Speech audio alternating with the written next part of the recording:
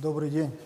На сегодня у нас на территории республики ликвидирован 22 лесных пожара. Из них на тушении всего 48 пожаров находится, где мы работаем. И из них локализован 11 лесной пожар.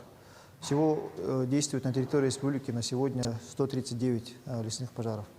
И в планах на сегодня у нас сокращение не локализация, у нас 2 пожаров в Сунтарском районе планируется и ликвидация 4 пожаров, это в Нюрбинском, Татинском, Хангаласском и Намском районах планируется. Всего на тушении у нас задействовано 3665 человек и 683 единицы техники.